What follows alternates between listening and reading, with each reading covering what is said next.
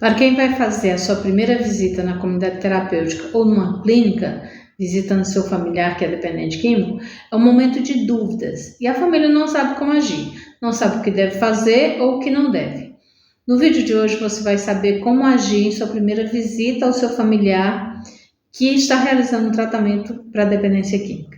Então sejam todos bem-vindos. Eu sou Amélia Prado, psicóloga, trabalho em recuperação de pessoas com dependência química, na orientação e atendimento às famílias. O vídeo de hoje é respondendo a dúvida de uma inscrita do canal e pode ser a sua dúvida também. Ela me pergunta a respeito da visita ao familiar que está internado. Eu trabalhei alguns anos em comunidade terapêutica, então primeiro vamos entender um pouco sobre comunidade terapêutica.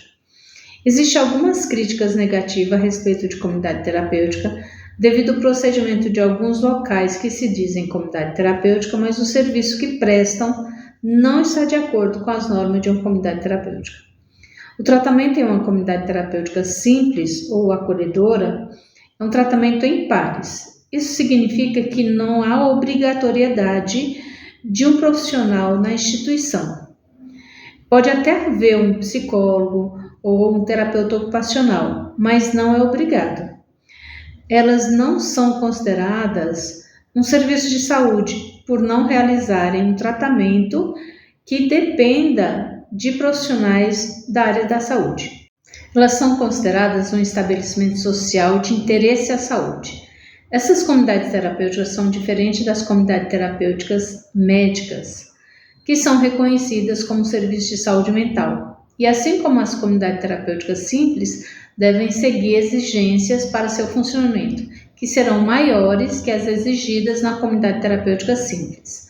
As comunidades terapêuticas médicas são menos conhecidas do que as comunidades terapêuticas acolhedoras ou simples, onde a diferença é que elas não são consideradas serviços de saúde, por não ter a obrigatoriedade de realizarem terapias que dependam de profissionais da saúde. Embora algumas destas comunidades terapêuticas trabalhem com profissionais da saúde, como psicólogo e às vezes até um clínico geral. Outro detalhe é que na comunidade terapêutica simples não pode ser acolhida uma pessoa com comorbidades mentais. Ou seja, se ela tem um outro transtorno mental, ela deve ser acolhida em uma comunidade terapêutica médica. As comunidades terapêuticas médicas, elas são instituições especializadas em comorbidades mentais e dependência química. E neste caso, tem em seu quadro uma equipe técnica médica, né? Também conhecida como clínicas de reabilitação.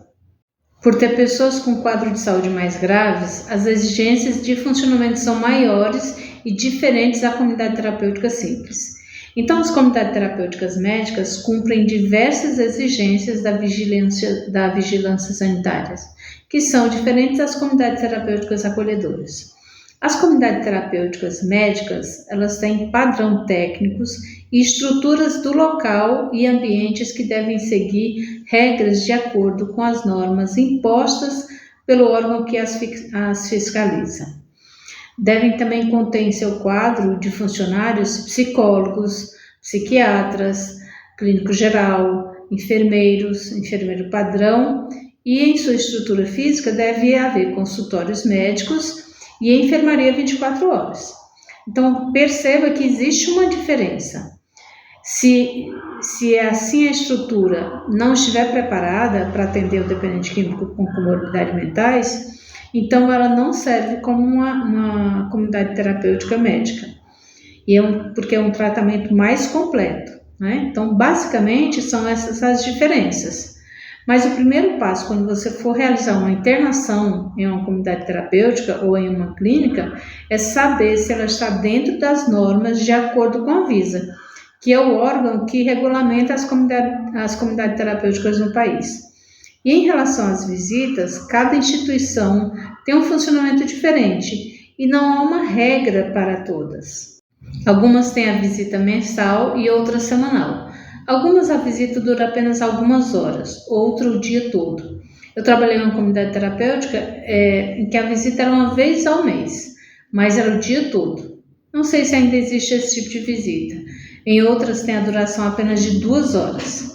Trabalhei em outra também que tinha um trabalho psicoeducativo com a família, um período com o dependente químico e outro momento com os profissionais que acompanhavam o tratamento do dependente químico.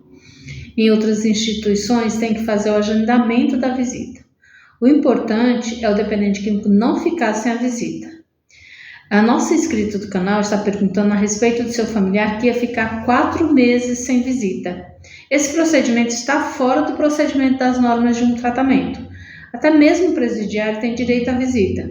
Isso é inaceitável. Mesmo que ele tenha tido algum problema dentro da instituição, que tenha acontecido alguma intercorrência dentro da comunidade terapêutica, que ele tenha causado algum problema, nada justifica uma pessoa passar 4 meses sem a visita da família. E a minha sugestão é que antes de realizar uma internação, verifique como funcionam os dias de visita. Tem algumas instituições que, além da visita, ainda deixam o dependente químico realizar uma ligação de alguns minutos, uns 15 minutos mais ou menos, durante a semana. E aqui, a minha sugestão. Quando for na visita, não importa se na primeira ou última vez, o importante é obedecer às regras e normas da instituição. Algumas pedem um cuidado com a vestimenta, não ir com roupas muito curtas, transparentes ou decotadas demais. Afinal, sempre corre o risco de um olhar ser mal interpretado e ser motivo de ciúme e causar confusão. E não exagerem no número de visitas. E dá para entender. Certa vez, onde eu trabalhava, uma família levou uma Kombi cheia de amigos da pessoa que estava realizando o tratamento. Parecia um piquenique. Isso gera muita euforia no dependente químico e tira ele do foco do tratamento. As visitas são muito importantes no tratamento do dependente químico. Pode ajudá-la a se sentir mais motivada a continuar o tratamento, como podem também fazer com que ele queira sair na hora da visita e interromper o tratamento. Por isso é importante não levar o problema de casa para ele. Primeiro, porque ele não vai poder resolver, uma vez que ele está internado. Segundo, que vai tirar o foco do tratamento e ele vai ficar pensando apenas no problema. Se for o caso de um problema assim que seja necessário ele saber, converse primeiro com o profissional que o acompanha no seu tratamento e, em conjunto, encontre uma maneira adequada de falar para ele sobre o problema. Respeitar as regras e horários estabelecidos na entrada e no final da visita. Chegar antes do horário marcado, os atrasos geram muita ansiedade na pessoa que está internada. Às vezes ele já fica irritado antes da pessoa chegar. Também não levar presentes, principalmente dinheiro. Há casos em que a família dá dinheiro até escondido para o interno. E o interno foge da instituição e vai direto para o uso. Ter cuidado com a própria ansiedade, não falar demais e nem ficar com cobranças. Também é importante evitar qualquer tipo de discussão ou falar dos problemas causados por ele antes da internação. É importante não negociar a data de alta, quanto tempo ele vai ficar no tratamento. O dependente químico ele tem o hábito de dizer que já está bom e de definir a própria alta. Quem determina a alta é a equipe responsável pelo tratamento dele. Muitas vezes a família interrompe o tratamento porque o dependente químico diz que já está bom, que já está ciente que tem uma doença. A determinação da família é importante e evitar também assuntos relacionados ao uso de drogas. E por último, não se deixar manipular. A família com sentimento de culpa, com excesso de preocupação, muitas vezes se deixa manipular com facilidade.